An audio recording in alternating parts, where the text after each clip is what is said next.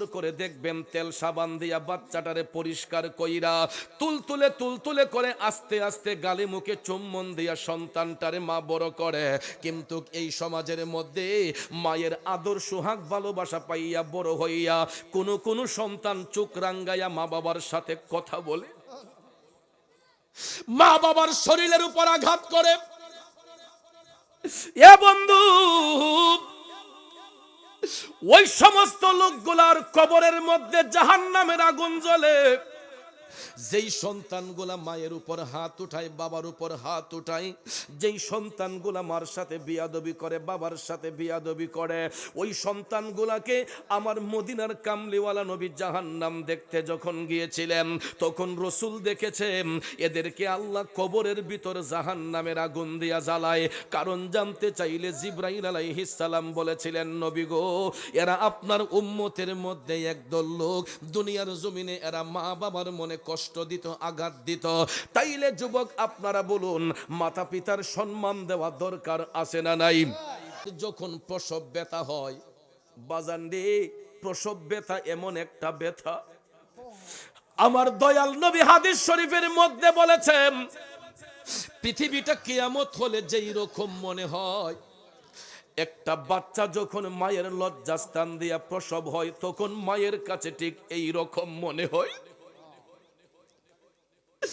Normal ডেলিভারির মাধ্যমে যেই মা বাচ্চা প্রসব করে, ওই মাটাকে গিয়ে জিজ্ঞেস করবেন, মাগো তোমার লজ্জাস্থান দিয়ে যে বাচ্চাটা যে প্রসব করলা, মাগো ব্যথাটা কেমন হইছে? অনেক মা দেখবেন বাচ্চা প্রসবের সময় অজ্ঞান হইয়া যায়, সেন্স হারা হইয়া যায়, ঠিক না বিঠিক? আরে মায়েরও প্রসবের কালে বুক ভাইসা যায় নয়ন জলে রে, ওমা সন্তানের লইয়া কুলে ভুলে প্রসব যন্ত্রণা, দুঃখের দরদি আমার জনম দুঃখে মা, গর্ভধারিণী মা, জনম দুঃখিনী মা, দুঃখের দরদি আমার জনম দুঃখে মা। মা কথা বলে না। শেখ ফরিদ কয়, মা আমি যেমন করেই হোক তোমার গোলামি করব, তোমার ঋণ শোধ করব। গোলামি করা যখন শুরু করে দিল, দিন রাত শেখ ফরিদ মায়ের সেবা করে, করতে করতে করতে গো, একদিন নয়, 2 দিন নয়, একটানা 12 বছর। কয় বছর? একটানা 12টা বছর মারে কান্দে লইয়া হাঁটলো, মায়ের সেবা করলো। এমন সেবা করছে রে, 12টা বছর পার করে দিয়া শেখ ফরিদ কান্দের মধ্য থেকে মারে লামাইয়া ডাক দিয়া কয়, মা মাগো, আমি একদিন নয়, 2 দিন নয়, 12 বছর তুমি মায়ের গোলামি করছি। এখন বলো মা, তোমার দুধের ঋণটা শোধ হইছে নি? মায়ের চোখের পানিগুলা গড়াইয়া গড়াইয়া পড়তেছে। অনয় বিনয় করে শেখ ফরিদ যখন বলতেছে, মা বলো না তোমার দুধের ঋণ শোধ হইছে নি? 1 বার 2 বার 3 বার বলার পরে শেখ ফরিদের মা একটা চিৎকার মেরে বলতেছে, শেখ ফরিদ, হে জাদুমণি, কেন এত পাগলামি করতাছো?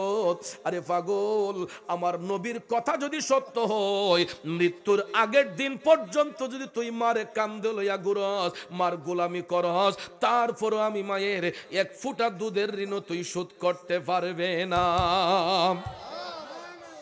মায়ের একদার দুধের দাম কাটিয়া গায়ের চাম, পাপোশ বানাইয়া ঋণের সুদ হবে না, এমন দরদি ভবে কেউ হবে না আমার মা গো।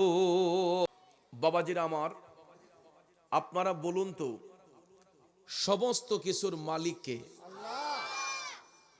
সেই মহান মালিকের সঙ্গে কারো কোনো অংশীদারিত্ব আছে? তিনি ওয়াহদাহু লা শারীক, তিনি এক ও দ্বিতীয়, তার কোনো শরীক আছে? আল্লাহ রাব্বুল আলামিনের সঙ্গে যেমন কোনো অংশীদারিত্ব নাই, আমার আল্লাহ পৃথিবীতে এমন 2 জন ব্যক্তিকে সম্মানিত করেছেন, সম্পর্কে একজন আমাদের বাবা, একজন আমাদের মা হন।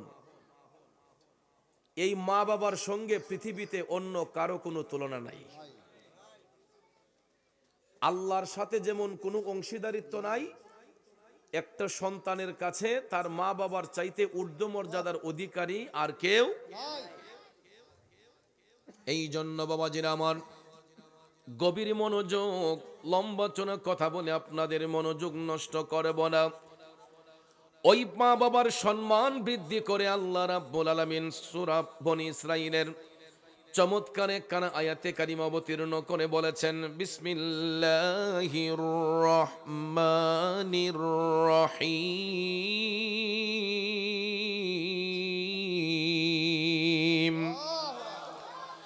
وَقَضَى رَبُّكَ أَلَّا تَعْبُدُوا إِلَّا إِيَّاهُ وَبِالْوَالِدَيْنِ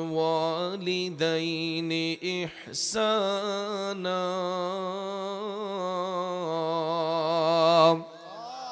জোরে বলুন, ঘোষণাটা কার? আল্লাহ রাব্বুল আলামিন ঘোষণা করেছেন। আল্লাহ রাব্বুল আলামিন বলেছেন, হে জগৎবাসীরা, হে আমার বান্দারা, সাবধান, তোমরা আল্লাহ ব্যতীত অন্য কারো ইবাদত করো না। আমার আল্লাহ আদেশ করেছেন তোমরা আল্লাহ ব্যতীত অন্য কারো ইবাদত করো না। সাথে সাথে আল্লাহ তাআলা বলেন, ওয়াবিল ওয়ালিদাইনি ইহসানা, পিতা এবং মাতার সহিত উত্তম ব্যবহার করো, ভালো ব্যবহার করো। জোরে বলুন, ঘোষণা দিয়েছেন কে? আল্লাহর আদেশ মানা দরকার আছে না নাই? কথা বলেন, আছে না নাই? কিন্তু লক্ষ্য করে দেখবেন, আল্লাহ আদেশ করেছেন মাতা পিতার খেদমতের জন্য, কিন্তু এই সমাজের মধ্যে দেখবেন কিছু কিছু সন্তান আছে যারা অহরহ বাবার মনে কষ্ট দেয়, অহরহ মায়ের মনে কষ্ট দেয়। এমন সন্তান পৃথিবীতে আছে না নাই?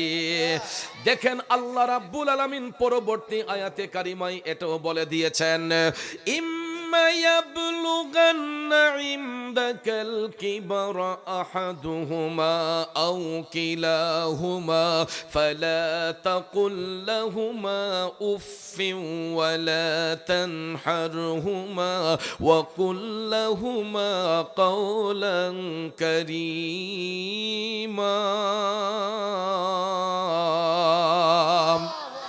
আমার যুবক বন্ধুরা, বাবাজিরা গো, আল্লাহ রাব্বুল আলামিন বলেছেন, হে সন্তানেরা, পিতামাতার দুইজনের কোনো একজন তোমাদের নিকট অসুস্থ হয়ে গেলে, তাদের কোনো একজন বা তাদের উভয়ে তোমাদের নিকট অসুস্থ হয়ে গেলে, বার্ধক্যের বয়সে চলে গেলে, আল্লাহ কই সন্তান, ওই মা বাবাকে ধমক দিয়া কথা বলিও না, তাদের সঙ্গে এমন আচরণ করিও না, উফ শব্দটা পর্যন্ত তাদেরকে বলিও না, চোখ রাঙ্গায়া কখনো মা বাবার সঙ্গে কথা বলিও না।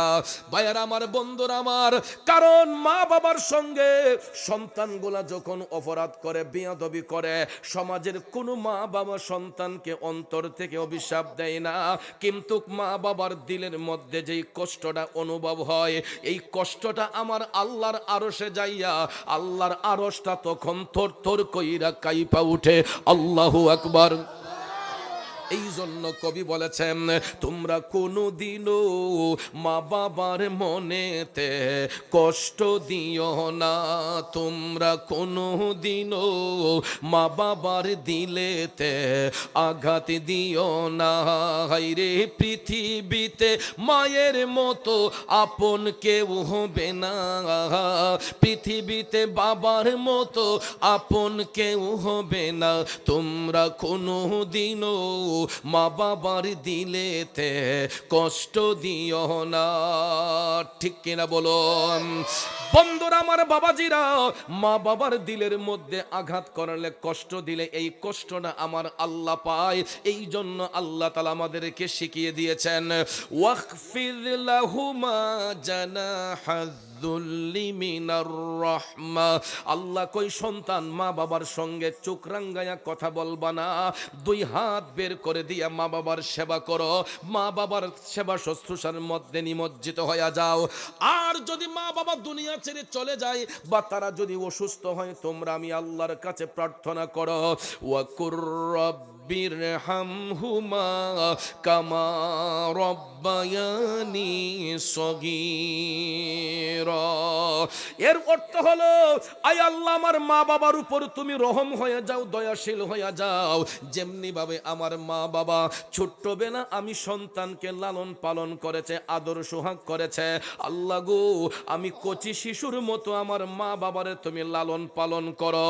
বাবাজিরা আমার, এই আয়াতে পাকের ব্যাখ্যা দিতে যাইয়া তাফসির রুহুল বয়ান প্রমাণ করেছে, সন্তান যখন চোখের পানি ছাইরা আমার আল্লাহর কাছে যখন এই অ্যাপ্লিকেশন করে, আমার আল্লাহ কয় ওই সন্তানের চোখের পানিটা জমিনে পড়ার আগেই আমি আল্লাহ তার মা বাবার রুহের উপর খুশি হইয়া যাই। চিল্লাইয়া কন্যা সুবহানাল্লাহ। ওই আমার ভবানীপুরের বাবাজিরা, এ যুবক বন্ধুরা রে, এই সামিয়ানার নিচে আজকে যেই সন্তানগুলা বসেছে এরা বড় ভাগ্যবান রে। কারণ এই মাহফিল হওয়াতে শুধু আমরাই আজকে খুশি না, ওই এলাকার কবরবাসী রুহগুলা আজকে আরো বেশি খুশি। আমরা তাদেরকে দেখি না, কিন্তু রুহগুলা কিন্তু আমাদেরকে দেখতেছে। আজকে যারা মা হারাইয়া বসছো, আজকে যারা বাবা হারাইয়া বসছো, ওই বাবার রুহটা সন্তানের দিকে তাকাইয়াছে রে, ওই মা রুহটা সন্তানের দিকে তাকাইয়াছে। কখন মাহফিলটা শেষ হবে, হুজুর কখন হাত উঠাইয়া সবাই নিয়ে বলবে ওয়াকুর রাব্বির হামহুমা কামা রব্বায়ানি সগীরা। ওই ডাক্তার অপেক্ষা করতেছে কবরবাসীরা। এই জন্য ওই সামিয়ানার নিচে আজকে যেই সন্তানগুলা বাবা হারাইয়া মা হারাইয়া স্বজন হারাইয়া বসছে গো, এরা বড়ই ভাগ্যবান। কিন্তু তাকাইয়া দেখেন ওই মাহফিলটাকে ঘিরে আজকে কত মানুষ গিয়ে দেখেন রাস্তায় ঘোরাঘুরি করতেছে, কত মানুষ গিয়ে দেখেন রাস্তার মোড়ে বৈশা মোবাইল ফোনে ছক্কা খেলতেছে। আর আমরা নবীর প্রেমিক গুলাকে আল্লাহ তাআলা এই মুহূর্তে দুনিয়ার অপকর্ম থেকে দূরে রেখে একটা সুন্দর পরিবেশে বসার সুযোগ দিয়েছেন। কথা কোন ঠিক কিনা? আরে মা বিনে বান্ধব নাই রে, মা বিনে বান্ধব নাই রে, এই যে সোনার দুনিয়ায় ভেবে দেখো কি করছো এই মায়ের লাগিয়া, ভেবে দেখো কি করছো এই মায়ের লাগিয়া। যুবক বন্ধুরা, একটা বার শৈশবের কথা চিন্তা করো রে। বয়সটা যখন আমার 1 মাস 2 মাস 3 মাস 2 বছর পর্যন্ত ওই শিশু বাচ্চা মায়ের কোলে প্রস্রাব করে, পায়খানা করে। অনেক সময় দেখা যায় শীতের দিনে একটা কাপড় ভিজাইয়া দিছে, মা এটা খুইলা আরেকটা কাপড় পরাইয়া দিছে। এই রকম ভাবে যুবক দেখবা ছোট্ট শিশুগুলাকে এই শীতের দিনে ঘন ঘন বাচ্চা প্রস্রাব করার কারণে, পায়খানা করার কারণে ওই মা চুলার মধ্যে গরম পানি কইরা, গরম পানি দিয়া বাচ্চার গায়ে ঠান্ডা না লাগার জন্য ওই বাচ্চাটার প্রতি কত যত্ন করে একটা মা। সুন্দর করে দেখবেন তেল সাবান দিয়া বাচ্চাটারে পরিষ্কার কইরা তুলতুলে করে আস্তে আস্তে গালে মুখে চুম্বন দিয়া সন্তানটারে মা বড় করে। কিন্তু এই সমাজের মধ্যে মায়ের আদর সোহাগ ভালোবাসা পাইয়া বড় হইয়া কোন সন্তান চোখ রাঙ্গাইয়া মা বাবার সাথে কথা বলে, মা বাবার শরীরের উপর আঘাত করে। এ বন্ধু, ওই সমস্ত লোকগুলার কবরের মধ্যে জাহান্নামের আগুন জ্বলে। যেই সন্তানগুলা মায়ের উপর হাত উঠায়, বাবার উপর হাত উঠায়, যেই সন্তানগুলা মার সাথে বিয়াদবি করে, বাবার সাথে বিয়াদবি করে, ওই সন্তানগুলাকে আমার মদিনার কামলিওয়ালা নবী জাহান্নাম দেখতে যখন গিয়েছিলেন তখন রসুল দেখেছেন এদেরকে আল্লাহ কবরের ভিতর জাহান্নামের আগুন দিয়া জ্বালায়। কারণ জানতে চাইলে জিবরাইল আলাইহিস সালাম বলেছিলেন, নবী গো, এরা আপনার উম্মতের মধ্যে একদল লোক দুনিয়ার জমিনে এরা মা বাবার মনে কষ্ট দিত, আঘাত দিত। তাইলে যুবক আপনারা বলুন, মাতা পিতার সম্মান দেওয়া দরকার আছে না নাই? কথা কোন আছে না নাই? এবার দেখেন হাদিস শরীফের মধ্যে আমার দয়াল নবীজি কেমনে মা বাবাকে সম্মানিত করেছেন। আন আবি হুরায়রা রাদিয়াল্লাহু তাআলা আনহু জাআ রাজুলুন ইলা রাসূলুল্লাহি সাল্লাল্লাহু আলাইহি ওয়াসাল্লাম ফাকালা ইয়া রাসূলাল্লাহ সাল্লাল্লাহু আলাইহি ওয়াসাল্লাম মান আহাক্কু বিহুসনি সাহাবাতি ক্বালা উম্মুকা ক্বালা সুম্মা মান ক্বালা উম্মুকা ক্বালা সুম্মা মান ক্বালা উম্মুকা ক্বালা সুম্মা মান ক্বালা সুম্মা আবুকা মুত্তাফাকুন আলাইহি। চিৎকার মেরে কি সুবহানাল্লাহ বলবেন না? বুখারী এবং মুসলিম শরীফের হাদিস। হযরতে আবু হুরায়রা রাদিয়াল্লাহু তাআলা আনহু হাদিস খানা বর্ণনা করেছেন। তিনি বলতেছেন, আমার দয়াল নবীর একজন সাহাবী দয়াল নবীর কদম মুবারকে যাইয়া, নবীর কদমে 7 মাস 8 মাস যখন পার হইয়া যায়, বাচ্চা গর্ভে নিয়া অনেক মায়ের চেহারাটা মলিন হইয়া যায়, অনেক মায়ের হাতগুলা চিকন হইয়া যায়, পাওগুলা চিকন হইয়া যায়। আবার অনেক সময় দেখবেন 7 মাস 8 মাস যখন পার হইয়া যায়, মা দুঃখিনীর হাতে পায়ে মুখে পানি আইসা সারাটা শরীর ফুলিয়া যায়। ঠিক না বিঠিক? আমাদের মতো সন্তানদেরকে গর্ভে নিয়া মা ঠিক মতো বিছানার মধ্যে কাত হইয়া শুইতে পারে না। ডাইনে গেলে বাচ্চার গায়ে নাকি কষ্ট হয়, বামে গেলে বাচ্চা নাকি কষ্ট পায়। চিত হইয়া শুইলে মার মনে শান্তি হয় না। অনেক সময় দেখবেন প্রসব করার আগ মুহূর্তটায় 8 মাস 9 মাসের সময় অনেক মা আরাম করে বিছানায় শুইতে পারে না, কোনো কাজ করতে পারে না, নুইতে পারে না, কোনো জিনিস ধরতে পারে না। কারণ বাচ্চার গায়ে না জানি আঘাত লাগে, বাচ্চার না জানি নিমুন্না লেগে যায়, ঠান্ডা লেগে যায়। এই জন্য দেখবেন ওই মা বাচ্চাকে গর্ভে নেওয়ার পরে ঠিক মতো খায় না, ঠিক মতো ঘুমায় না। শেষ পর্যন্ত দেখা যায় মায়ের যখন প্রসব ব্যথা শুরু হয়, অনেক সময় 9 মাসের সময়, অনেক সময় 10 মাস 10 দিন যখন পার হয়, ওই মায়ের যখন প্রসব ব্যথা হয়, বাজান রে, প্রসব ব্যথা এমন একটা ব্যথা, আমার দয়াল নবী হাদিস শরীফের মধ্যে বলেছেন, পৃথিবীটা কিয়ামত হলে যেই রকম মনে হয়, একটা বাচ্চা যখন মায়ের লজ্জাস্থান দিয়া প্রসব হয়, তখন মায়ের কাছে ঠিক এই রকম মনে হয়। নরমাল ডেলিভারির মাধ্যমে যেই মা বাচ্চা প্রসব করে, ওই মাটাকে গিয়ে জিজ্ঞেস করবেন, মাগো তোমার লজ্জাস্থান দিয়ে যে বাচ্চাটা যে প্রসব করলা, মাগো ব্যথাটা কেমন হইছে? অনেক মা দেখবেন বাচ্চা প্রসবের সময় অজ্ঞান হইয়া যায়, সেন্স হারা হইয়া যায়। ঠিক না বিঠিক? আরে মায়েরও প্রসবের কালে বুক ভাইসা যায় নয়ন জলে রে, ওমা সন্তানের লইয়া কুলে ভুলে প্রসব যন্ত্রণা, দুঃখের দরদি আমার জনম দুঃখে মা, গর্ভধারিণী মা, জনম দুঃখিনী মা, দুঃখের দরদি আমার জনম দুঃখে মা।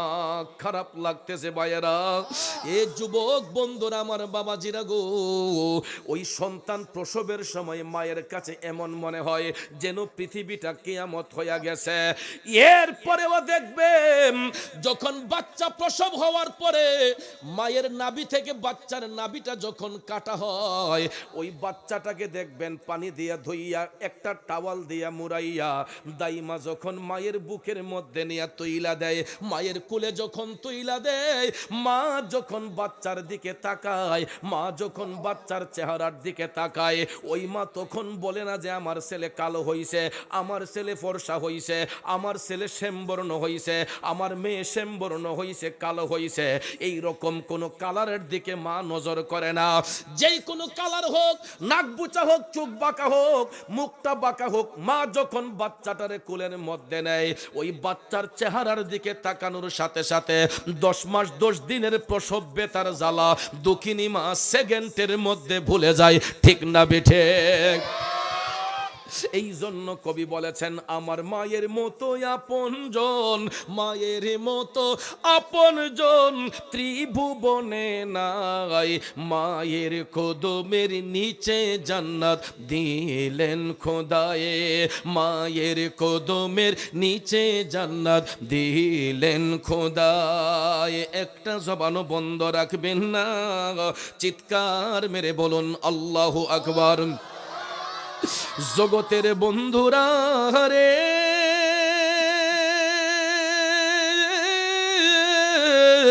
ও ভবানীপুরের বাবাজিরা গো, আমার সম্মানিত মা বোনরা যারা শুনছেন, বাচ্চা কুলে নেওয়ার সাথে সাথে 10 মাস 10 দিনের প্রসব বেতার জ্বালা সেকেন্ডের মধ্যে ভুলে যাওয়ার কারণে হাদিসে মোবারকায় আমার মদিনার কামলিওয়ালা নবী প্রথমবার মাকে সম্মানিত করেছেন। বুঝে আসছে তো? এবার আসুন সামনে যাই সাহাবীর দ্বিতীয় প্রশ্নের জবাবে। রাসূল আবারও বলেছিলেন, তোমার সবচেয়ে সৌজন্যমূলক আচরণ পাওয়ার অধিকারী মা, দ্বিতীয়বার কেন মাকে সম্মানিত করা হলো? এ নবীর প্রেমিকেরা, বাবাজিরা আমার, চিন্তা করে দেখবেন, বাচ্চাটা ভূমিষ্ঠ হওয়ার সাথে সাথে যখন ওই বাচ্চা চিৎকার করে কান্নাকাটি করে, ওই বাচ্চার কান্নাটা বন্ধের জন্য আমার আল্লাহ তাআলা দোকানের কোনো দুধ তার মুখে সঙ্গে সঙ্গে দেওয়া হয় না, গাভীর দুধটা গরম করে বাচ্চার মুখে দেওয়া হয় না। ওই বাচ্চার কান্না নিবারণের জন্য আমার আল্লাহ ওই বাচ্চার জন্য এমন একটা পুষ্টিকর খাবার, এমন একটা স্বাস্থ্যসম্মত খাবার আল্লাহ তাআলা তৈয়ার করে দেয়। বাচ্চা দুনিয়ায় ভূমিষ্ঠ হওয়ার সাথে সাথে আমার আল্লাহ ওই দুঃখিনী মায়ের 2টা স্তন খুলে দেয়। কথা কোন ঠিক কিনা? বাচ্চা দুনিয়াতে আসার আগ মুহূর্ত পর্যন্ত মায়ের স্তনের মধ্যে কোনো খাবার থাকে না, কিন্তু বাচ্চাটা জন্ম হওয়ার সাথে সাথে, এটা মানুষের বাচ্চা হোক পশুর বাচ্চা হোক, দেখবেন বাচ্চা আসার সাথে সাথে আল্লাহ তার খাবারও নির্ধারণ করে। বাবাজিরা আমার, ওই কান্না বন্ধের জন্য বাচ্চার মুখে যদি দুনিয়ার গাভীর দুধটা গরম করে দেওয়া হইতো, ওই বাচ্চার ঠোঁটটা পুড়ে যাওয়ার সম্ভাবনা থাকতো। দুধটা যদি ঠান্ডা হইতো, পেটের মধ্যে ফুড পয়জন দেখা দিতে পারত। দোকানের লেট্টোজেন দুধ বলেন, যত দামি দামি দুধ বলেন, এইগুলা যদি গরম কইরা বাচ্চার মুখে দেওয়া হইতো, অনেক সময় বাচ্চার মুখ পড়ে যাওয়ার সম্ভাবনা থাকতো, পেটের মধ্যে ফুড পয়জন দেখা দিতে পারতো কিনা? কিন্তু আমার আল্লাহ ভূমিষ্ঠ হওয়ার পরে বাচ্চার কান্না নিবারণের জন্য এমন একটা পুষ্টিকর খাবার মায়ের স্তনে আল্লাহ দান করছে। এটা শুকনাও নয়, ভারীও নয়, পাতলাও নয়, বেশি ঘনও নয়, বাচ্চার উপযুক্ত খাবার হিসেবে আমার আল্লাহ এটারে এত সুন্দর মডিফাই কইরা বাচ্চার মুখে দেয় গো। ওই বাচ্চাটা মায়ের দুধটা মুখে দেওয়ার সাথে সাথে অটোমেটিকলি তার কান্নাটা বন্ধ হয়ে যায়। ঠিক না বেঠি? এই জন্য কবি বলেছেন, 2 বছর পান করালেন মায়ের বুকের দুধ, কুলে বুকে নিয়ে আমায় দিলেন কত সুখ। 2 বছর পান করালেন মায়ের বুকের দুধ, আমায় দিলেন কত সুখ। কিভাবে সেই মাকে ছেলে মন্দ কথা বলে, মা কেন এত দামি জানে না সকলে, জানতো যদি পড়তো দেখে কোরআন হাদিস খুলে। একটি হজের সওয়াব মিলে মাকে একবার দেখিলে, দেখিলে মা কেন এত দামি জানে না সকলে। কথা বলেন ঠিক কিনা? আব্বাজির আমার, ওই জন্মের পর থেকে 2 থেকে 2.5 বছর পর্যন্ত ছেলে হোক মেয়ে হোক, মায়ের স্তন থেকে আমরা দুধ পান করি কি করি না? কথা বলেন, করি কি করি না? জন্মের পরে 2 থেকে 2.5 বছর মায়ের স্তন থেকে দুধ পান করি। এই জন্য আমার মদিনার কামলিওয়ালা নবী বলেছেন, পৃথিবীর সন্তানেরা মৃত্যুর আগের দিন পর্যন্ত, মৃত্যুর আগের দিন পর্যন্ত সন্তানগুলা যদি মায়ের গোলামি করে, পৃথিবীর কোন সন্তান ওই মায়ের একটা ফোঁটা দুধের ঋণ শোধ করতে পারবে না। মায়ের একদার দুধের দাম কাটিয়া গায়ের চাপ, পাপোশ বানাইয়াও ঋণের সুদ হবে না। এমন দরদি ভবে কেউ হবে না আমার মা গো। ঠিক কিনা বলেন? যুবক বন্ধুরে, বড় দুঃখ লাগে, কষ্ট লাগে, সন্তানগুলা যখন উপযুক্ত হইয়া যায়, রোজগারি হইয়া যায়, যেই বয়সটাতে মা বৃদ্ধ হইয়া যায়, বাবা বৃদ্ধ হইয়া যায়, ওই সময় আইসা দেখি আমরা সন্তানগুলা মা বাবারে নিয়ে ভাগাভাগি করি। বড় মিয়া কয় মাইজুম মিয়া তুমি বাপরে খাওয়াইও, মাইজুম মিয়া কয় তুমি আম্মারে খাওয়াইও। আবার 1-2 মাস খাওয়ানোর পরে মাইজুম মিয়া কয় করে আমার বেশবা তুই এখন খাওয়াইছ আম্মারে। কথা কোন ঠিক না বেঠিক? এ যুবক, একটাবার তোমার শৈশবের কথা মনে করো, যখন তোমরা 3টা-4টা ভাই বোন পড়াশোনা করছো, বাবার হোটেলে খাইছো। বাবা তো ইচ্ছে করলে পারতো একটা ছেলেরে এতিমখানায় দিতে, একটা ছেলেরে পারতো অন্যের বাড়িতে ফাটাইতে, কিন্তু বাবাদের আমার ওই বাবা নিজে কষ্ট কইরা 3টা-4টা ছেলে মেয়েরে মানুষের মতো মানুষ বানাইছে। 3টা-4টা ছেলে মেয়েরে খাবার দাবারের খরচ যোগাইয়া, পড়াশোনার খরচ যোগাইয়া মানুষের মতো মানুষ কইরা দিছে। আর ওই বাবাটা বৃদ্ধ হয়ে গেছে সংসারের হাল ধরতে ধরতে, সংসারে খাটনি খাটতে খাটতে মা বৃদ্ধ হয়ে গেছে, বাবা বৃদ্ধ হয়ে গেছে। যখন তাদের আরামের সময়, যখন তাদের একটু আরামের সময়, ওই সময় আইসা দেখা যায় মা বাবা সন্তানের মাথার বোঝা হইয়া যায়। রাগ করছেন নি? কথা সত্য না মিথ্যা? বাবাজিরা রে, 3 কথার বিবির ফাঁদে পইরা বাবার মনে কষ্ট দিও না, মার মনে কষ্ট দিও না। কারণ আমার আল্লাহর আযাব আসতে বেশি সময় লাগে না, আবার আল্লাহর রহমত আসতে বেশি সময় লাগে না। দয়াল নবী বলেছেন, মৃত্যুর আগের দিন পর্যন্ত মায়ের গোলামি করলে একটা সন্তানও মায়ের ঋণ শোধ করতে পারবে না, 1 ফোঁটা দুধের ঋণ শোধ করতে পারবে না। কারণ পৃথিবীর সমস্ত টাকা পয়সা যদি এক পাল্লায় হয়, মায়ের একটা ফোঁটা দুধ যদি এক পাল্লায় হয়, আমার দয়াল নবী বলেছেন ওই মায়ের একটা ফোঁটা দুধের পাল্লায় আমার আল্লাহ ভারী করে দিবে। গভীর মনোযোগ। মায়ের দুধের ঋণ শোধ করার জন্য আল্লাহর একজন ওলি, যিনি অনেক চেষ্টা করেছিলেন ঋণ মুক্ত হওয়ার জন্য।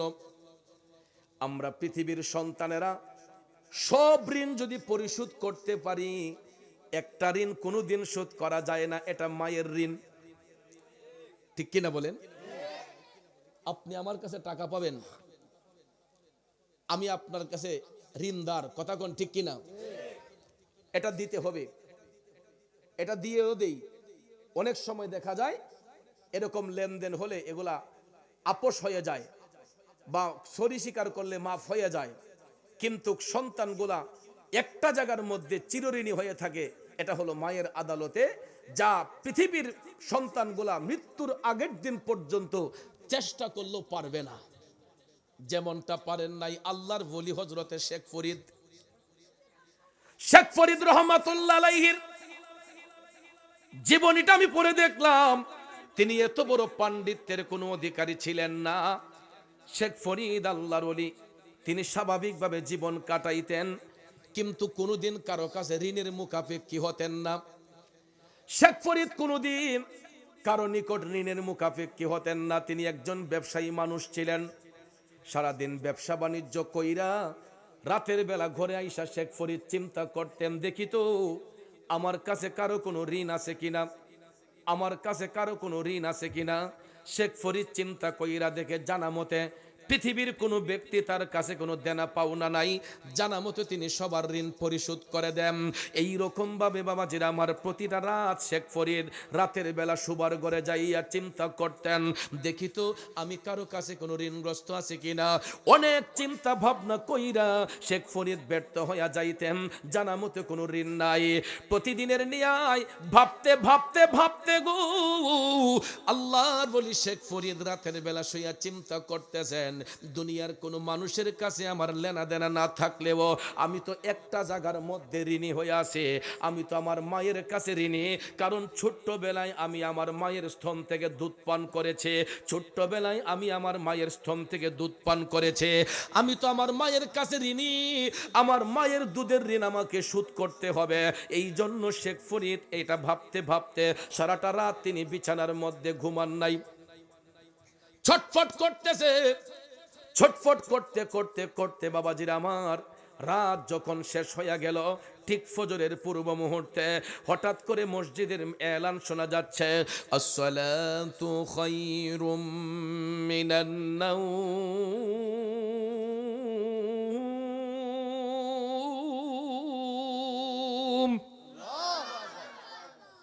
কথাটার মধ্যে মজা আছে না নাই?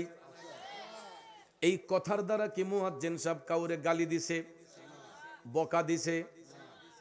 চিকন গলায় বলুক, মোটা গলায় বলুক, যেই কোনো সুরেই বলুক না কেন, মুয়াজ্জিন সাহেব ফজরের টাইমে বলে আসসালাতু খায়রুম মিনান নাওম, ঘুম থেকে নামাজ ভালো, ঘুম থেকে নামাজ ভালো। ঠিক কিনা কোন? কিন্তু দুঃখ লাগে ওই জায়গায়, আমাদের দেশের মধ্যে এখন কিছু কিছু মানুষ কয় না আমাদের ঘুমটাই ভালো। ঠিক নেই? আমাদের দেশের মধ্যে কিছু কিছু মানুষ বলে ঘুমটাই ভালো।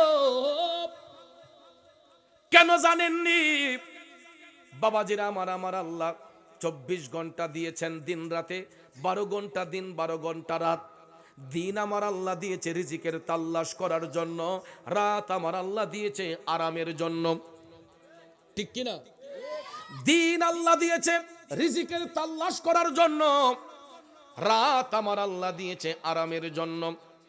কিন্তু দেখা যায় আমরা এখন দিনের বেলা ফাহাশাই কাজের মধ্যে ব্যস্ত হই, এদিক সেদিক ঘোরাফেরা করে, বাবার হোটেলের মধ্যে খাইয়া কত যুবক যুবতী দেখবেন হাতের মধ্যে এই অ্যান্ড্রয়েড মোবাইল ফোন আছে না নাই? বাবারে যে লম্বা মুনাজাত, এই মুনাজাত যে 11টার পরে শুরু হয়, এটা শেষ হইতে হইতে ফজরের আগ টাইমে। কথা কোন ঠিক না ঠিক? এই যে মুনাজাত, মোবাইল মুনাজাত, সারাটা রাত ইডারে টিপতে আছে। কথা কোন ঠিক? দুইটা আঙ্গুল একবারে সুইরা থাকা, চোখটি গড়তে ঢুইকা জায়গা, এরপর এটা তুইতো না। ঠিক না ঠিক?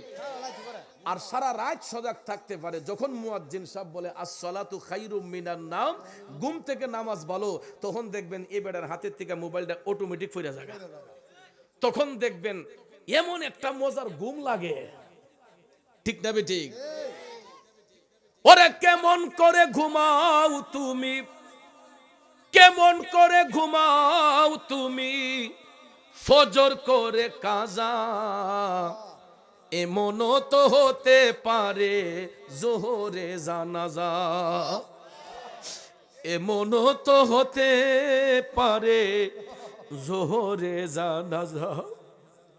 যুবক রে, তোমরা হয়তো ভাবতে পারো যে আমি নিজের কাঁধে বাবার লাশটা কবরে শোয়াইব। এ যুবক, এই ধারণাটা একেবারে ভুল। কারণ সন্তানের কাঁধেই শুধু পিতার লাশ বহন করা হয় না, পৃথিবীতে এমন কিছু মুহূর্ত আসে রে, অনেক সময় দেখা যায় পিতার কাঁধেও সন্তানের লাশ বহন করতে হয়। ঠিক না? শুধু সন্তানের কাঁধের মধ্যেই পিতার লাশ বহন হয় না, এমন কিছু কিছু সময় আছে, কিছু কিছু মুহূর্ত আসে, দেখা যায় পিতার কাঁধেও সন্তানের লাশ বহন করতে হয়। কাইন্দা ফানা হয়ে গেছে আব্বা, এবার গৃহস্থিতে আড়াইয়া দানটা বেচছে, আমার হুন্ডাটা কিনা দন লাগবো। বাপ বিদেশ গেছে, কইছে আব্বা প্রথম মাসের বেতনটা পাই আমার মোটর সাইকেল কিনা দন লাগবো। আসেনি? তারপরে আপনারা দেখবেন মোটর সাইকেলও বইল তো একজন মন্ত্রী মিনিস্টার। কথা কোন ঠিক না ঠিক? আমার মনে হয় বিমানও তো স্পিডে চলে না। আর বয়সটাও আনুমানিক 15, 16, 17, এরকম 20-এর ভিতরে, 15 থেকে 20-এর ভিতরে এই বয়সটির। বাবারে বাবারে, আমার মনে হয় পিকআপ যত কান আছে, রাস্তার মাঝে যে কতলা মুর আছে, সামনে কোনো গাড়ি আসতেছে কিনা, পিছন থেকে কিছু আসতেছে কিনা, ইটা গোনার টাইমের আর নাই। ঠিক না ঠিক? হঠাৎ করে দেখা যায় আব্বা আম্মা আমি ভৈরব থেকে আসতেছি, ভবানীপুর থেকে নতুন মোটর সাইকেলটা নিয়ে বাবার কাছে বলছে আমি ভৈরব থেকে আসতেছি। ভৈরবের কথা বইলা দেখা যায় যাইতে যাইতে নরসিংদী চইলা গেছে। ঠিক নিও? আসার সময় দেখা যায় এমন কিছু মুহূর্ত আছে রে বাজান, গাড়ি তো শুধু একটা চলে না, শত শত গাড়ি রোডের মধ্যে চলাফেরা করে। ঠিক নিও?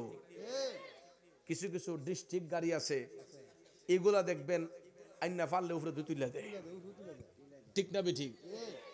কিছু কিছু বড় বড় বাস আছে, আমরা যে প্রাইভেট কার চালাই মাঝে মাঝে এই প্লাস্টিক, আমরা বলি প্লাস্টিক, অথচ এই প্লাস্টিকের ভিতরে যে 2-4টা মানুষ আছে এটা গনার টাইম হেরান নাই। এই জন্য আমি প্রায় সময় ওয়াজ মাহফিলও বলি বড় গাড়ির চালক ভাইদেরকে যে আমরা ছোটরাও একটু হিসাব টিসাব কইরেন। আর মোটর সাইকেলও যারা চলে এরাও মনে করে যে আমি একলাই শিখিয়েছে, আমার তো মনে মনে আমি প্রধানমন্ত্রী হই। হঠাৎ করে দেখা যায় ওভার স্পিড মোটর সাইকেল দেওয়ার কারণে এগুলা গাড়ি যদি ফাস্ট দিতে দেরি হয় টান্ডা দিয়ে গিয়ে গাড়ি ফিরে এসে কয় ছাড় দিস না করে, আর উল্টা জারি দেয়। একটু শিখা শরীরে শক্তি বেশি যুবক, আর একটু শিখা তার শরীরে রক্ত গরম, আর একটু শিখা হুন্ডাত বসছে, ঠিক না ঠিক? হঠাৎ করে দেখা যায় ভবানীপুর থেকে ভৈরব যাইতে কত অনেকগুলা আঁকা বাঁকা আছে, ওভার স্পিড দেওয়ার কারণে সামন থেকে একটা গাড়ি আইসা হালকা করে যখন পাতলা বাড়ি মারছে, দেখা যায় মোটর সাইকেলের চাক্কাটা 2-3টা উলট পালট খায়া রোডের লামায় চলে গেছে। বাবাজিরা রে, চাক্কা এক জায়গায়, তার বডি এক জায়গায়, পাউটা উইরা গেছে আর এক জায়গায়। কয়েকজন ভদ্রলোক পাশ থেকে আইসা টাইনা তুলতে তুলতে দেখা যায় ডেড বডি হয়ে গেছে। পকেটে হাত দিয়া মানি ব্যাগটা পাইছে, মানি ব্যাগটা পাইয়া ওই ঠিকানা মতো বাড়িতে ফোন দিছে, কোথায় আপনি? অমুক কি আপনার ছেলে? জি। কয় অমুক জায়গা থেকে আপনার বাচ্চার লাশটা আইসা রিসিভ কইরা নেন। দইরা দেখবেন বাবা পাগলের মতো যায়, লাশের কাছে গিয়া বইসা মাথায় থাপাইয়া কয় আয় হাই রে কি করলাম রে, মোটর সাইকেল তো কিন্না দিলাম না, এটা জম কিন্না দিছি, ওইটা কাল দি কিন্না দিছি। ভাই সন্তানের লাশটা বাবা কান্দা কান্দা বাড়িতে আনছে। এখন আপনারা বলুন, সন্তানের কাঁধে কি বাবার লাশ নাকি পিতার কাঁধে সন্তানের লাশ? পিতার কাঁধে সন্তানের লাশ। এই জন্য যুবক বাহাদুরি কইরো না, সলচাতুরি কইরো না, শক্তি দেখাইও না। এই শক্তি একদিন চুরমার হয়ে যাবে। মা বাবার মনে কষ্ট দিও না, তাদের দিলে আঘাত দিও না, কারণ একটা সংসারকে চালাইতে গিয়া বাবাটা দিনকে দিন বলে না, রাতকে রাত বলে না, এত পরিশ্রম করে গো। ওই বাবার হোটেলে খাইয়া বাবারে থ্রেট দিও না, বাবারে কষ্ট দিও না। আর আমি যেটা বলেছিলাম, ফজরের টাইমে মুয়াজ্জিন সাহেব বলছে আসসালাতু খায়রুম মিনান নাওম, ঘুম থেকে নামাজ ভালো, ঘুম থেকে নামাজ ভালো। এই কথাটা শোনার সঙ্গে সঙ্গে নামাজি ব্যক্তি যারা হয়, মুমিন ব্যক্তি যারা হয়, এরা 7 রাতের জাগনা হইলেও বিছানার মধ্যে পিঠ রাখতে পারে না। 7 রাতের জাগনা হইলেও যারা ফজর ফরিন না ব্যক্তি, এরা দেখবেন অটোমেটিকলি চোখ থেকে ঘুম জাগা। কথা কোন ঠিক কি না? যুবক বায়ান আমার, শেখ ফরিদের মা আজানের ধ্বনি শোনার সঙ্গে সঙ্গে তিনি জাগ্রত হয়ে গেলেন ফজরের নামাজ পড়ার জন্য। শেখ ফরিদ সারা রাত ঘুমাইতে পারে নাই, সারাটা রাত তিনি ঘুমাতে পারে নাই, চোখগুলা আগুনের মতো লাল। হঠাৎ করে দেখা যায় ফজরের নামাজ পড়ে, শিশির ভেজা সকাল বেলা মা দুঃখিনী ফজরের নামাজ পড়ে কোরআন তেলাওয়াত করতেছেন। কি করতেছেন? এখন কি কোরআন তেলাওয়াত আছে? আমরাও যখন ছোটবেলা আসলাম, এটা আজ থেকে প্রায় 25-30 বছর আগের কথা বলতেছি, 25-30 বছর আগেও দেখছি, আমরা যখন ছোট ছিলাম, এদের বয়সে ছিলাম, 25-30 বছর আগেও দেখছি সকালবেলা মক্তব থেকে বাইরেছি, এমন সময় দেখছি লাম্বা বাড়ির উঠানে আমার বাপ চাচারা উঠানে চাটি বিছাইয়া তারা ফজরের নামাজ পড়া সব বাইরা মিল্লা বইয়া কোরআন শরীফ তেলাওয়াত করছে।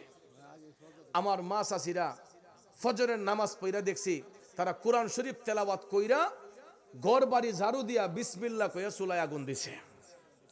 কথা বলেন, এখন তো লাকড়ির চুলাও না, তখন তো লাকড়ির চুলা আছিল, আর এখন ঘরে ঘরে এলপি গ্যাস। আর গ্যাসও এমন গ্যাস, আগে তো মেস টুকা দিয়া গ্যাস জ্বালানি লাগতো, এখন মেসও লাগে না চেয়ারম্যান সাহেব, এটা টিপ দিলেই ফালদা আগুন উঠে জায়গা। কথা কোন ঠিক না ঠিক? ওটু চুলা টিপটা মারলই ফালদা আগুন উঠে জায়গা। কের হাত দোয়া, কের ফাও দোয়া, চোখ কষ লইয়া সারা রাত টেলিভিশন দেখা মোবাইল টোবাইল টিপা 9টা 10টা বাজে, এমন সময় চোখ কষলে গিয়ে আগে টিপ মারছে। এখন খাবার খাইয়া বাইসাবে কইতা কিতা রানছে কুস্তা মজা না, শ্বশুরে কইতাছি যে কিতা রানছে কুস্তা মজা না।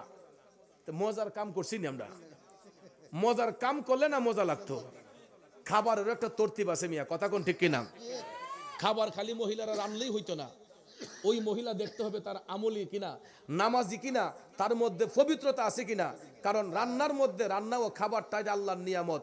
আর তুহুরু শাত্রুল ইমান, পবিত্রতা হইছে ইমানের অঙ্গ। চুলায় যাওয়ার আগেও উজু করে যাইতে হবে।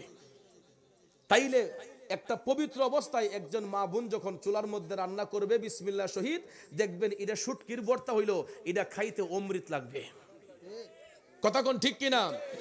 এই জন্য ভাইয়ার আমার, বেনামাজির হাতের খাবার মজা থাকে না, বেনামাজির হাতের কোনো জিনিসের মধ্যে বরকত থাকে না, বেনামাজির ঘরের মধ্যে আল্লাহর রহমত থাকে না।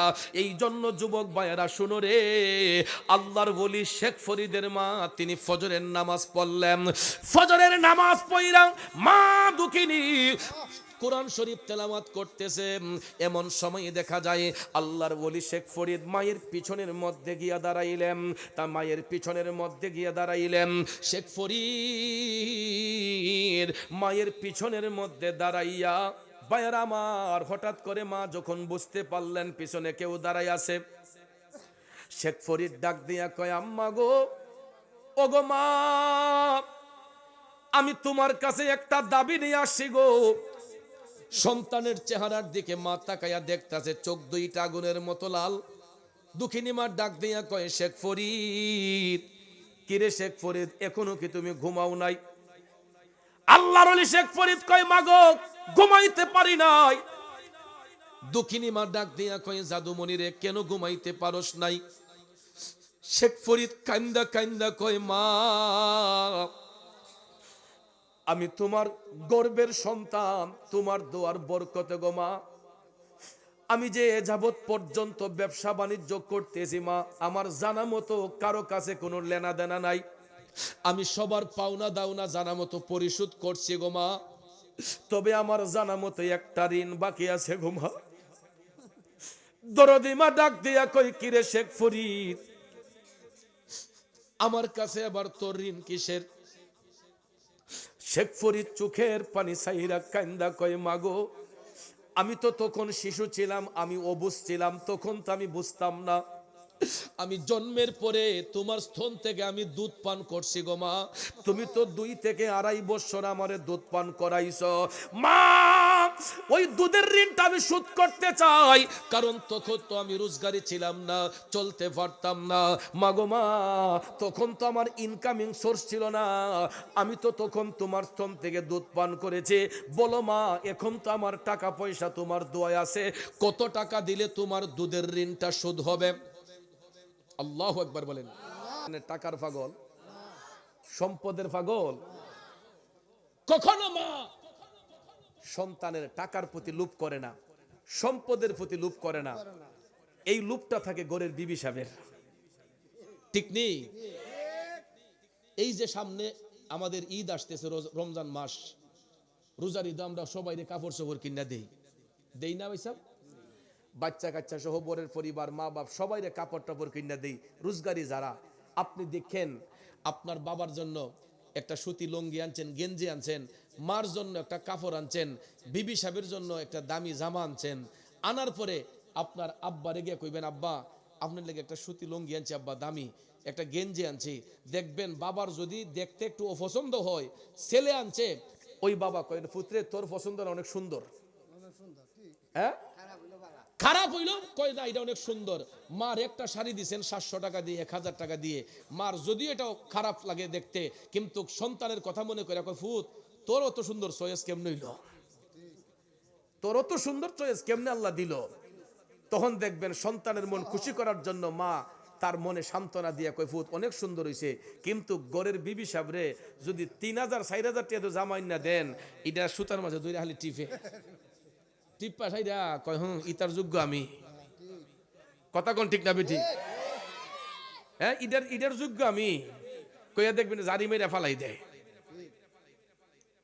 আমার মনে হয় গায়ে বাসু সব দিল ওইটার মন রাখুন যেত না, ঠিক নিও কা। কিন্তু মারে যদি আপনি অল্প কিছু দেন, কিছু যদি নাও দেন, শুধু মন থেকে যদি মারে মা কইয়া ডাক দেন, বাবা কইয়া ডাক দেন, তারপরও মার মন খুশি হয়, বাবার মন খুশি হয়। এ যুবক বন্ধুরা, মা সন্তানের টাকা চাই না, সম্পদ চাই না, ধন দৌলত কিছুই চাই না রে। শেখ ফরিদ ডাক দিয়া কয়, মা কথা বলো না কেন? টাকা যদি না চাও আমি তোমার সম্পদ লিখে দেব, সম্পদ যদি না চাও আমি কেমনে তোমার দুধের ঋণ শোধ করব? সন্তানের মুখে এই কথা শুই না মায়ের বাক শক্তি বন্ধ হয়ে গেছে, মা কথা বলা বন্ধ হয়ে গেছে। শেখ ফরিদ কয়, মা আমি গোলামি কইরা হইলেও তোমার দুধের ঋণ শোধ করতে চাই। এরপর থেকে শেখ ফরিদ দিন রাত সব সময় মার সেবা করা শুরু করে দিল। সুবহানাল্লাহ কোন। এই চুপ। মা কথা বলে না। শেখ ফরিদ কয়, মা আমি যেমন করেই হোক তোমার গোলামি করব, তোমার ঋণ শোধ করব। গোলামি করা যখন শুরু করে দিল, দিন রাত শেখ ফরিদ মায়ের সেবা করে, করতে করতে করতে গো, একদিন নয়, 2 দিন নয়, একটানা 12 বছর। কয় বছর? একটানা 12টা বছর মারে কান্দে লইয়া হাঁটলো, মায়ের সেবা করলো। এমন সেবা করছে রে, 12টা বছর পার করে দিয়া শেখ ফরিদ কান্দের মধ্য থেকে মারে লামাইয়া ডাক দিয়া কয়, মা মাগো, আমি একদিন নয়, 2 দিন নয়, 12 বছর তুমি মায়ের গোলামি করছি। এখন বলো মা, তোমার দুধের ঋণটা শোধ হইছে নি? মায়ের চোখের পানিগুলা গড়াইয়া গড়াইয়া পড়তেছে। অনয় বিনয় করে শেখ ফরিদ যখন বলতেছে, মা বলো না তোমার দুধের ঋণ শোধ হইছে নি? 1 বার 2 বার 3 বার বলার পরে শেখ ফরিদের মা একটা চিৎকার মেরে বলতেছে, শেখ ফরিদ এ জাদুমণি, কেন এত পাগলামি করতাছো? আরে পাগল, আমার নবীর কথা যদি সত্য হয়, মৃত্যুর আগের দিন পর্যন্ত যদি তুই মারে কান্দে লইয়া ঘুরস, মার গোলামি করস, তারপরও আমি মায়ের 1 ফোঁটা দুধের ঋণ তুই শোধ করতে পারবে না। মায়ের একদার দুধের দাম কাটিয়া গায়ের চাম, পাপুষ বানাইয়া ঋণের সুদ হবে না। এমন দরদি ভবে কেউ হবে না আমার মা গো। কষ্ট হইতেছে আমার বাবাজিরা, গভীর মনোযোগ। এই কথাটা শোনার সঙ্গে সঙ্গে শেখ ফরিদ অজ্ঞান হইয়া গেল, সেন্স হারা হইয়া গেল। শেখ ফরিদ অজ্ঞান হইয়া হঠাৎ করে তার যখন ভারসাম্য ফিরে আসলো, সেন্স ফিরে আসলো, আল্লাহর ওলি শেখ ফরিদ কয়, আমি 12 বছর গোলামি কইরাও মায়ের 1 ফোঁটা দুধের ঋণ যদি শোধ করতে পারলাম না, আমি মৃত্যুর আগের দিন পর্যন্ত মায়ের গোলামি করলে ওই মায়ের দুধের ঋণ শোধ হবে না। এখন থেকে আমি আর কোনোদিন মার মনে কষ্ট দেব না, আর কোনোদিন মার এই প্রশ্ন করব না। এই কথা বইলা শেখ ফরিদ মায়ের গোলামি করা শুরু করে দিলেন, মায়ের সেবা করা শুরু করে দিলেন। করতে করতে করতে গো, হঠাৎ একদিন নামাজের মুসল্লায় বৈশা তাহাজ্জুদের নামাজ পইরা, ফজরের নামাজ পইরা শেখ ফরিদের মা আমার আল্লাহর হাত তুইল্লা বলতেছেন, আল্লাহ ও আমার মাবুদ গো, আমার শেখ ফরিদ রে তুমি ওলি বানাইয়া দাও। আরো জোরে কন্যা সুবহানাল্লাহ। একটা কথা শুনে রাখো যুবক, আমার মদিনার কামলিওয়ালা নবী বলেছেন, পৃথিবীর সমস্ত মানুষের মুনাজাত যদি এক পাল্লায় হয়, সন্তানের জন্য দুরুদি মায়ের একটা মুনাজাত যদি এক পাল্লায় হয়, আমার দয়াল নবী বলেছেন ওই মায়ের একটা মুনাজাতের পাল্লাই বাড়ি হইয়া যায়। পাগলামি সব জায়গায় না, মার সাথে পাগলামি করতে নাই, বাবার সাথে বেয়াদবি করতে নাই। দেখতেছেন আপনার বাবার চেহারাটা কালো, দেখতেছেন আপনার মার চেহারাটা কালো, কিন্তু যুবক শুনো, কালো হোক ফর্সা হোক, আমার রসুল বলেছেন কোন সন্তান যদি মোহব্বতের নজরে একবার শুধু তার মার চেহারার দিকে মায়ার নজরে চায়, আমার আল্লাহ ওই সন্তানের আমলে একটা কবুল হজের সওয়াব লিখে দেয়। বাজান, হজ করতে বর্তমানে কত টাকা লাগে জানেননি? কমপক্ষে কি 3 লাখ বেটা, বড় হজ করতে কমপক্ষে এখন 6 থেকে 7 লক্ষ টাকা লাগে মিনিমাম। তাহলে যারা বড় হজের নিয়ত করে 2 বছর আগে নিবন্ধন করতে হয়, 3 বছর আগে নিবন্ধন করতে হয়। নিবন্ধন করার পরে এরপরে যদি সিরিয়াল ভাবে যায় অনেক সময় 2-4 বছর চলে যায়। আবার অনেকে সিরিয়াল ভাঙ্গা গেলে এই বিভিন্ন কোম্পানির সাথে হাত করলে দেখা যায় বছরে যাইতে পারে। আমি ধরলাম আপনি নিবন্ধন করে এই বছরই লগে লগে গেলেন, আপনি 6 লাখ 7 লাখ টাকা খরচ কইরা মক্কা শরীফ মদিনা শরীফ ঘুইরা হজ কইরা আবার দেশে আসলেন। আইসা বাংলাদেশে আইসা হাজি রুমাল লাগাইয়া জুব্বা কুর্তা লাগাইয়া শাস্টলো বইয়া কোন যাবেন যে আমার হজটা কবুল হইছে? না হ্যাঁ, না না, আমি হাজি আমার হজ কবুল হয়ে গেছে গা, এই গ্যারান্টি দিতে পারবো কেউ? না। আমার নবী একটা গ্যারান্টি দিয়েছেন। আমার নবী গ্যারান্টি দিয়েছেন, সন্তান যদি মার চেহারার দিকে মায়ার নজরে মোহব্বতের নজরে চায়, আমার আল্লাহ ওই সন্তানের আমলে একটা কবুল হজের সওয়াব দান করে। আল্লাহু আকবার কোন। কেমন চেয়ারম্যান পাইছিল? আমি বহুত জায়গায় চেয়ারম্যান দেখছি 5 মিনিট গিয়া বইয়া খালি ফিস মারে, কয় আমি জায়গার সময় নাই, টাইম নাই। আর এমন চেয়ারম্যান পাইছেন আগের বক্তার ওয়াজও পুরাটা বইয়া শুনছে, আমি গুনাহগার ওয়াজ করতেছি, একবার বিরক্তি ভাব দেখলাম না। আলহামদুলিল্লাহ কইতেন না? এটাই জ্ঞানীদের বৈশিষ্ট্য, জ্ঞানী লোকদের বৈশিষ্ট্য। নামের পরে আমি দেখছি বিএসসি, মারহাবা কইতেন না? এই জন্যই যোগ্য ব্যক্তির দরকার। যোগ্য ব্যক্তিকে যোগ্যতার আসনে বসাইলে এটার মর্যাদা বোঝা যায়। আর অযোগ্য ব্যক্তিরে যখন যোগ্যতার আসনে দিবেন তখন দেখবেন হে যোগ্যতার মর্ম বুঝবে না, খালি গড়ি চাইব। কেমনে যাইতো গা? কিছু কিছু মাহফিলে বসলে মাইকে ফু দিলে কওয়া যায় এটা বরকত আছে না নাই।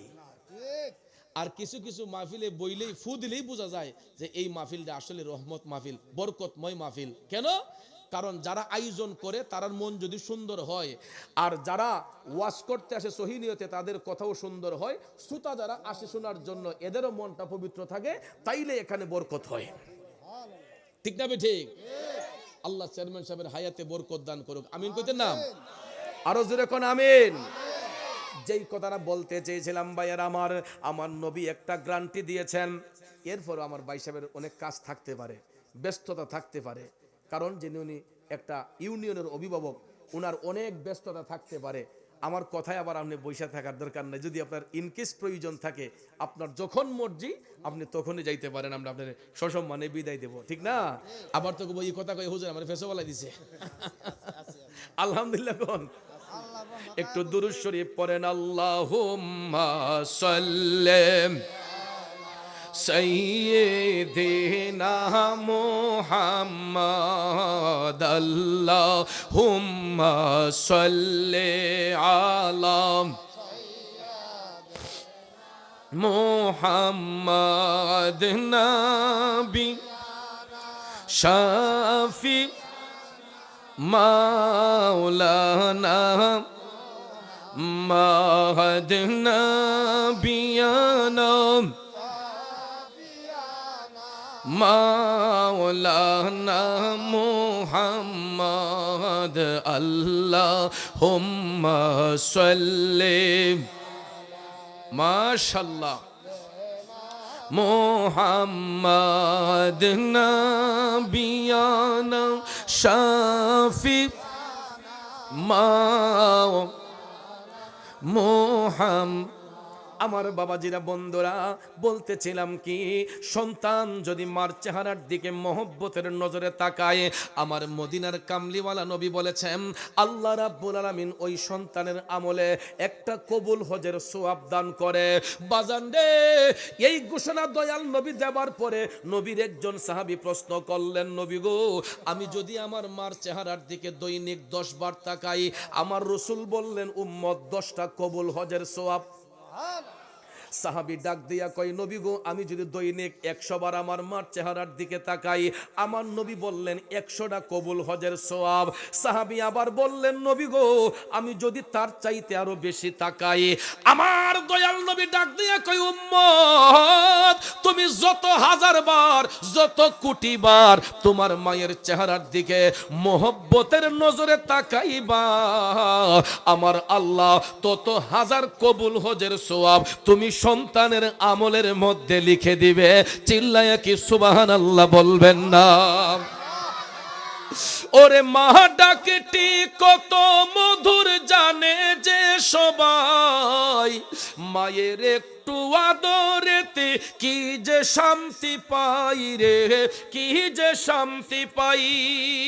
কবুল হজের সওয়াব হয়, কবুল হজের সওয়াব হয় দেখলে মায়ের চেহারায়, মায়ের কদমের নিচে জান্নাত দিলেন খোদায়, মায়ের কদমের নিচে জান্নাত দিলেন খোদায়। আমার মায়ের মতো আপন জন, মায়ের মতো আপন জন ত্রিভুবনে নাই, মায়ের কদমের নিচে জান্নাত দিলেন খোদায়। খারাপ লাগতেছে আমার বাবাজিরাম? তাইলে বলুন মার সেবা করলে আল্লাহর ওলি হওয়া যায় কি যায় না? বেলায়েতের দরজা সবার জন্য উন্মুক্ত। যদি আমরা মায়ের গোলামি সঠিকভাবে করতে পারি, ইসলামের রূপরেখা সঠিকভাবে মান্না চলতে পারি, তাইলে আল্লাহ রাব্বুল আলামিন আমাকে আপনাকে বান্দা থেকে বন্ধু বানাইতে পারে কি পারে না? আল্লাহর ওলি হতে চাই কি চাই না? মার সেবা ছাড়া কখনো ওলি হওয়া যায় না। বড় পীর আব্দুল কাদের জিলানী আল গিলানী আল বাগদাদি জীবনী পড়ে দেখেন মায়ের সেবা করে আল্লাহর ওলি। সানজানি আজমিরি খাজা মঈনুদ্দিন চিশতির জীবনী পড়ে দেখেন মার সেবা করে আল্লাহর ওলি। যত বুজুর্গানে কেরাম এই পৃথিবীর মধ্যে হয়ে গেছেন এবং হইতেছেন, যাইয়া দেখেন মার গোলামি কইরা হইতেছেন। ঠিক না বেঠিক? পায়ে ধরে বলবো যেই ঘরে মা আছে এই ঘরে আল্লাহর জান্নাত